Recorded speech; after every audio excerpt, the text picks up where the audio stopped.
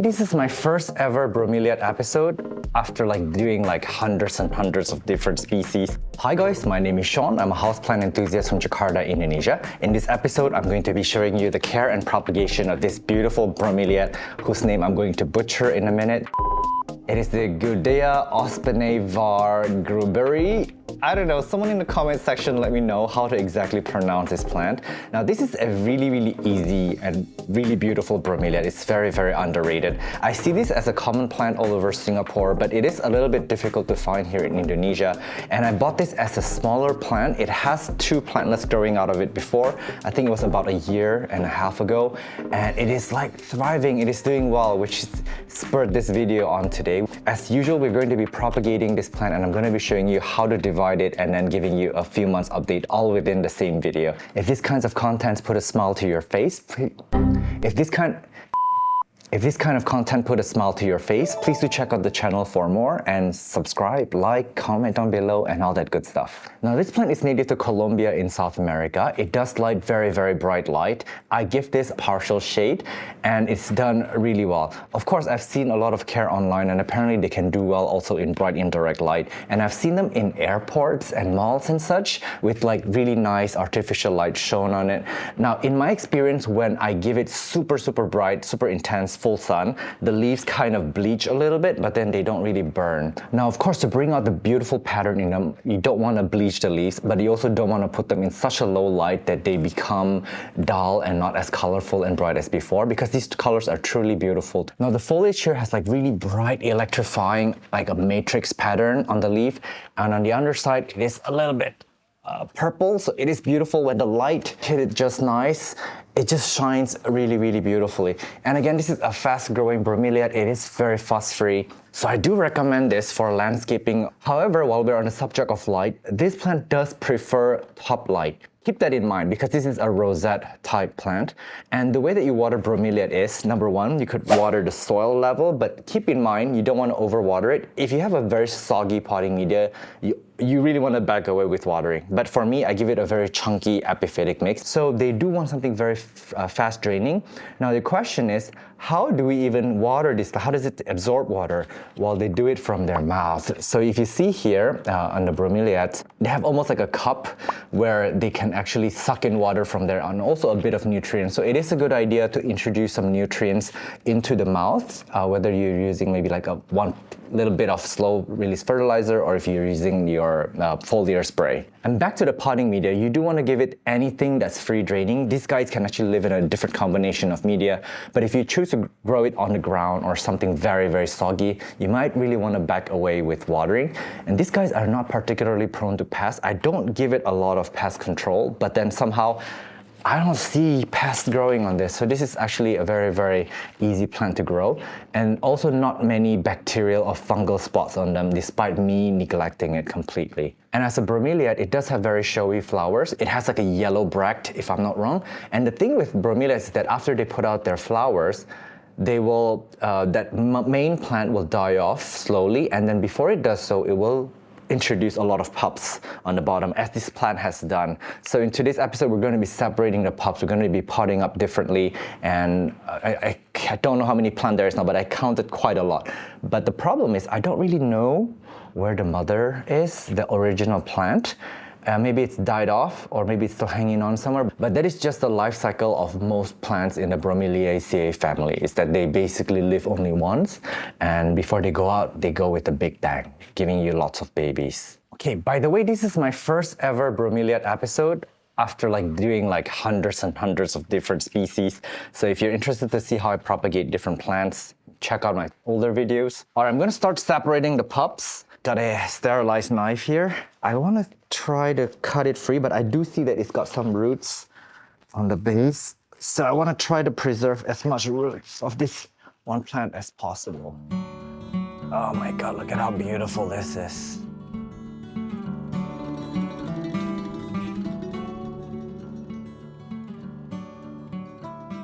Okay, so this is our first cut. We set them free down here. As you can see, there are already a little bit of roots here. Hopefully this will help it along.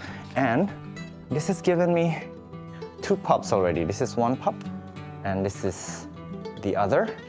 So I will probably keep it together for now because the pups are not ready to be separated yet. Now we do want to take off some of this like older and bad leaves that are already like dried off, because this node here, this can actually send out roots when in contact with the right media. Can you propagate this in water? You know what? Probably can. In fact, you know what I'm gonna do? Because this one is a pretty vigorous cutting, it's got one pretty big plant going and it's got 2 pups, I might actually stick this in water so that the water can support all these and we can also observe any root growth from here. But this is, as you can see here, these are all where the roots come from. And honestly, if you propagate this, if you cut this off and you root it, this should actually sprout a lot of babies from here based on intuition. In you go. There. Now I do want to grow this outside. I still want to give some water into the mouths. And another question is, can these bromeliads live indoors? I would say they can, but you want to be careful because when you introduce water in their mouths indoors, it may rot them too because there's lack of airflow, there's like all these other things, all these environmental factors that are not present. When you're indoors, I would definitely say the care is different, adjust it accordingly. You probably will need less water, less water frequency. But let's check out these roots in a few months' time. Oh man, this is quite a lot of plants. This is a lot of plants.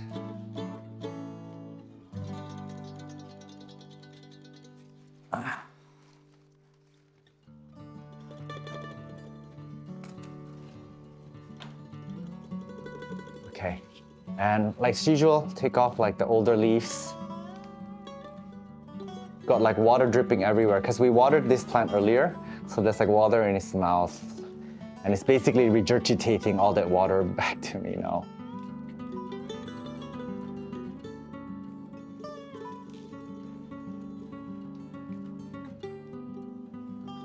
Oh man, look how wonderful this is. I love looking at this. Just like a plant completely naked and vulnerable.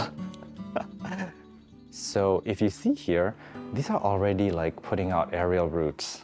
That's another root.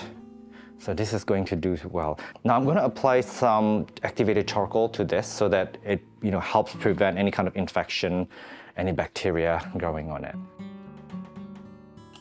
This is by far the easiest way to do it. I just basically smear it on the table. There you go. And I'm also seeing that this one is putting out a baby. So this is rather a vigorous growing plant. Look how beautiful this is. My gosh. And it is truly a fast growing bromeliad. I'm going to be planting this in a clear pot. Not because it's clear or anything, but just because this is a longer pot. And as you can see, this is it's got a long stem. I honestly should have propagated this like a while ago. This is like overdue. Propagation for me, because I have so many plants and they're always growing, they're growing so big. Propagation is part of plant care because all my plants eventually become monsters and they put out so many babies that if you don't separate them, they really, really do suffer. You could really have the entire thing die off. And keep in mind, I'm using this very chunky potting media that's made of pine bark for reptiles and also just charcoal, horticulture charcoal made for orchids. So this is like super fast draining. You can use anything you want. If you want to use soil, go ahead. But again, with soil, you might only want to water it like once a week or so. They are really, really drought resistant. They hate to be sitting in water. You could really rot them back if you're not so careful. And again, could put some slow release fertilizer here. I could also maybe put a pellet of slow release fertilizer right into this mouth, although that might be too strong, so I might argue if it is. I haven't really done so. I've been using foliar spray, but it does make sense. They do need some kind of nutrients to help them along. But keep in mind, I want to have a gentle reminder that sunlight is their food, not fertilizer. Fertilizers are basically just vitamins and nutrients to supplement them, but they don't really need a ton of fertilizer. This is actually super heavy. Despite me having cut off like some of the vines, this is maybe 10 kilograms. Heavy, heavy plant.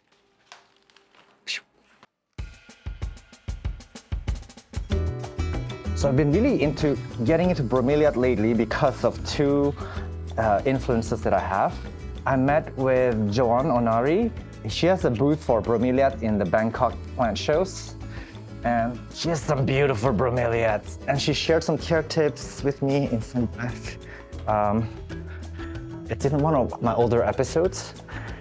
So I fell in love with bromeliad, but also with Russ's garden. I recently visited a garden in Singapore.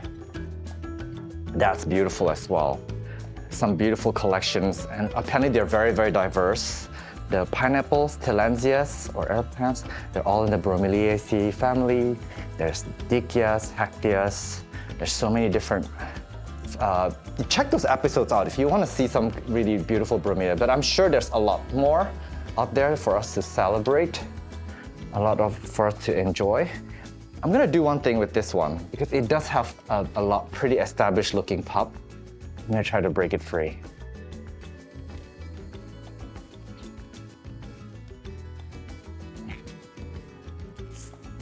This does not look good. Let me see if this is, let's see if it's got any viable stem. It does need like a few notes down below for it to, and it was impossible, as you can see earlier when I was twisting it free, it was quite impossible to make a clean cut. Now, as you can see, this is like not a good cut. It's got a high surface area for damage. Of course, one thing we can do is we can apply the activated charcoal on it, but I can also back away with watering for this one, just because I don't want to introduce any disease to it. But I have a feeling this will actually do quite okay. It's got a few notes for it to root, and the reason why I took off many leaves is that now it's got no roots to take in water. They can take in water from the mouth, and we want this plant to focus its energy on pushing out roots instead of conserving excess leaves. This one, I'm just going to give it a much smaller pot and the same potting media.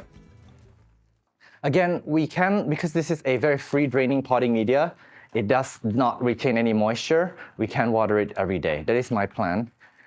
In fact, most of my collection gets hosed down every day. But if you don't want to water your plants every day, feel free to amend this with something else. Choose something that holds on to moisture a little bit longer. Okay, so this is gonna take a while. I'm gonna finish this off screen and then I will show you a family portrait after we're done. So as I was taking off the leaves, I noticed that there were some pests here. When you see ants like this around a plant, they usually have no business there. As you can see, they're harboring these little white things. They are actually mealybugs.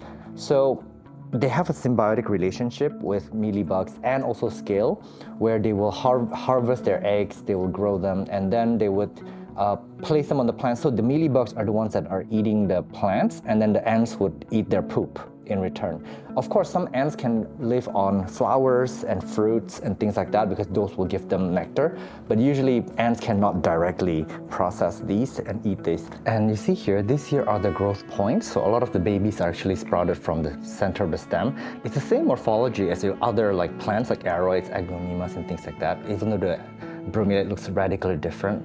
And as you can see here, this stem is still nice because I just basically took the leaves off. But the middle section here, we actually yanked off a lot of babies from here. So the stem looks very, very damaged. So what I'm gonna do here is, I'm gonna cut it right down the base, leaving a few notes behind. This is actually a lot harder, a lot harder than I thought. I swear to God, I go to the gym and I struggle. This is very hard. Okay, I'm gonna struggle with that a little bit. This, I feel like the older shoot here, this is gonna be quite easy to take off. The younger shoot is gonna be easier to take off. Oh my gosh, I was wrong. I was wrong. This is so very, very tough. Yeah.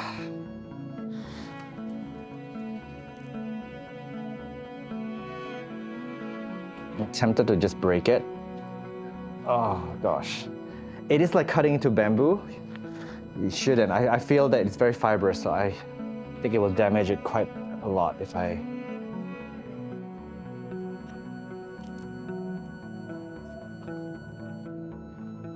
It really feels like I'm cutting through bone.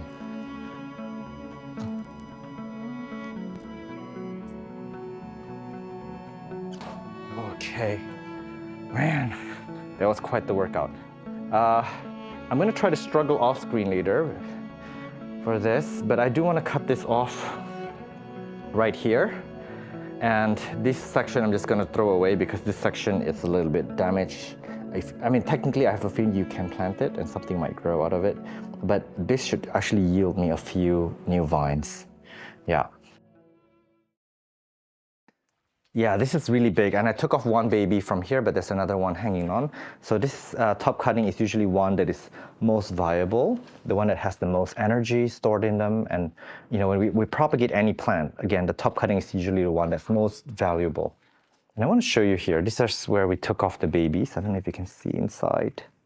See inside, it's very dark in there. There's like a little bit of a hole there where babies used to be.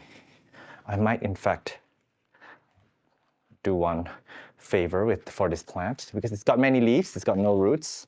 I'm gonna take off a few more leaves.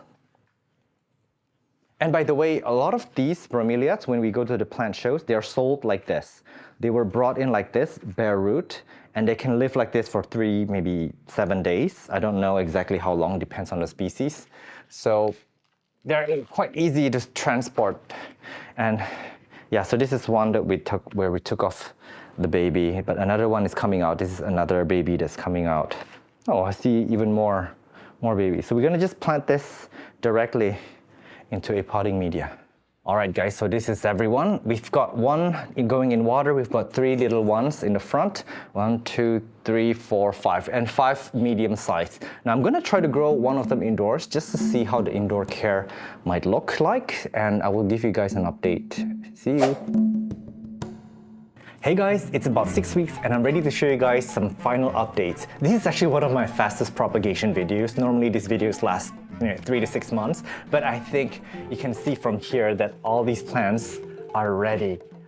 I'm gonna show you one by one, starting with this one in water. This one here that's in water ceremoniously put out all these wonderful roots. I'm so excited. They don't really have a ton of roots. These guys are not root-heavy plants, but I guess it is time to transplant this. I'm not sure how well they transplant to soil, but as you can see, there's actually 2 vines of them and both are doing fantastic. Now, these guys on the table are actually grown outside. They're getting an open view of the sky, but they're not getting any direct sunlight because the sunlight is all the way to the south at this part of the year. These are doing fantastic. They are propagating really fast because they are getting really, really good light. And I guess I will show you these 3 babies on the table. One way to figure out if they are rooted is to do this like tug test, like to make sure that it's actually rooted. So these are doing fantastic. I didn't have any die-offs at all in this batch, which means they propagated with 100% success rate. Now with this one here, it's put out like a new vine here on the side. So cute. This plant is super cute. You can see the roots in this one because I have put it in this very sexy translucent pot. Gorgeous. Again, not a ton of roots. I don't think they do have a lot of roots, but we just make sure that the crown is watered every day. And someone please comment down below if it's a good idea for bromeliads to once in a while maybe throw like a pellet of slow release down in there. I would think that that's one way that they can take in nutrients, or maybe that might be too much, maybe half a pellet, I don't know. But someone please comment down below. And then you've got 2 of these. I guess they're both doing really well. I'm gonna quickly hold it up, see? It's like really nice and holding the pot up. And so I counted 9 pots in total, so I have like 9 pots of these. And there's actually one that's grown indoors, so we're gonna check it out now. This is the one that we propagated indoors in bright indirect light. I watered this carefully, squirting a tiny amount of water in its mouth and root zone daily. Finally, this is the mother plant. We did cut all the bromeliads from there. I was expecting some baby to sprout from here, but nothing. It could be because these are like old and woody and like dried off. This is not looking very good. Comment down below if you're a seasoned grower for bromeliads to let me know if they tend to grow from here, like baby sprout. I have a feeling they do, but I'm gonna chuck this away because we've got so many of these to, you know, I might grow some on the wall and I might give some to the neighbors. I'm gonna give one to my mom for sure, but these guys do get really big, so there's no way for me to keep all of them. All right, guys, I guess this brings this episode to a close. Thank you so much for watching this all the way to the very end. You're watching these videos really enable me to make more of these kinds of videos. I enjoy making them, and you know the drill. Stay subscribed, comment, like, and all that good stuff. You could also join my Patreon account, and I want to thank my Patreon members, going to be on the left or on the right side, and also the YouTube members. For a small fee, you're really throwing the channel a lifeline and enabling me to do more of these contents for everyone. So I guess with that, I'll bid you farewell. I'll see you in the next one. Bye-bye.